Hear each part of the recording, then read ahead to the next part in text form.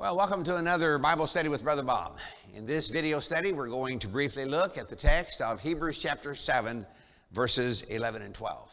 Specifically, we're trying to see if we can have a clearer understanding and perhaps a more accurate understanding of the meaning and application of a little word, a little Greek word, metatithemi.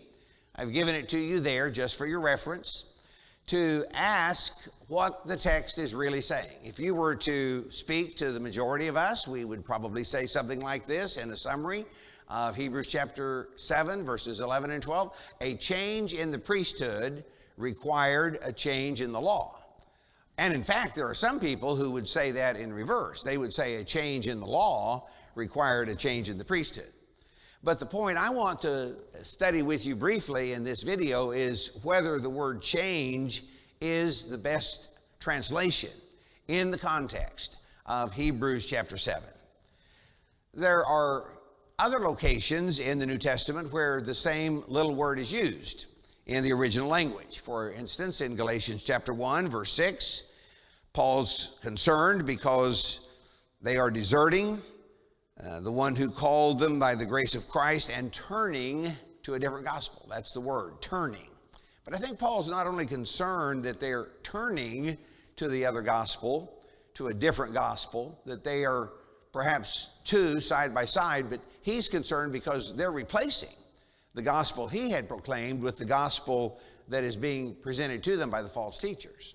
If we come to Jude, verse 4, the word is used again, describing godless men who change the grace of our God into a license for immorality. There, the translation in the NIV is change. An interesting use occurs in Hebrews chapter 11 in verse 5. We have a description of Enoch in the chapter dealing with the heroes of the faith. By faith, Enoch was taken from this life, could not be found because God had taken him away. Some of the older translations use the word transpose or translate. He was translated, he was transposed. But the point is, he was taken to another place, in the place of. That's the basic meaning of the word, to put in the place or to replace something.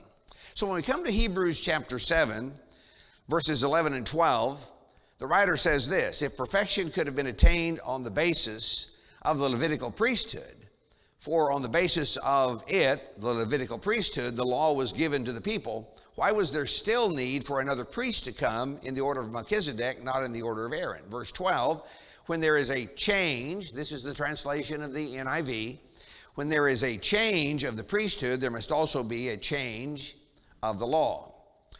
Let me share with you, so that we can understand together the implications of our traditional understanding. Our traditional understanding says something like this. We begin at the time of Moses in the Old Testament. The Old Testament is effective until the time of Christ, the death of Christ. Then beginning at the cross with the death of Christ, we have the establishment of the New Covenant, and then the New Covenant becomes effective until the end of time. So we tend to think of it in terms of two semi-arcs, the Old Testament to a certain point, and then at the death of Christ, the New Testament takes over. Actually, what the text is saying is somewhat different. The idea of replacement alters the idea of simply changing the law. The idea of replacement is more biblical, I'm going to suggest.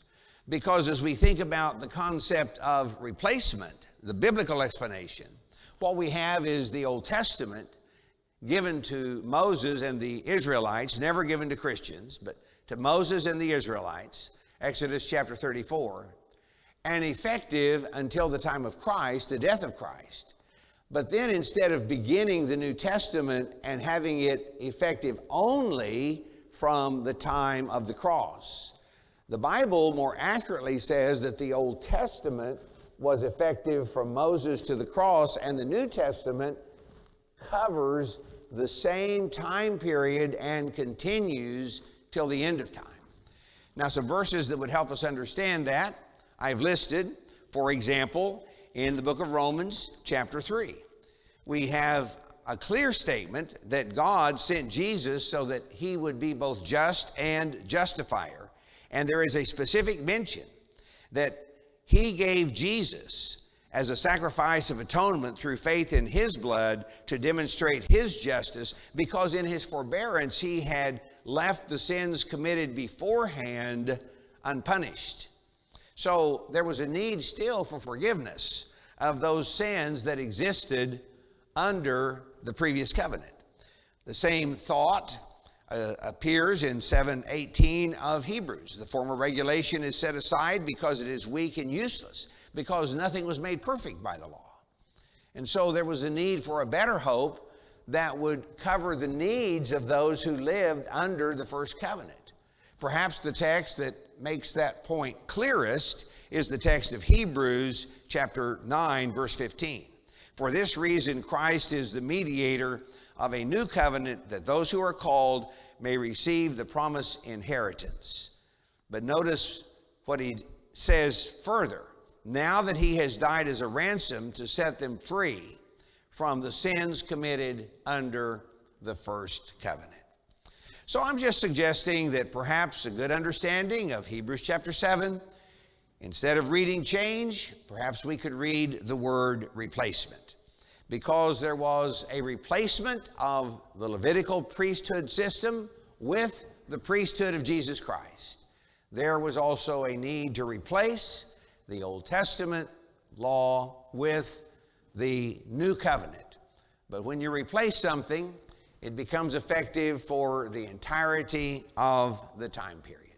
Simply trying to give us perhaps a better understanding. Thank you for being with me. Anytime you have a question, I'm always glad to hear from you. Looking forward to seeing you in our next study. God bless.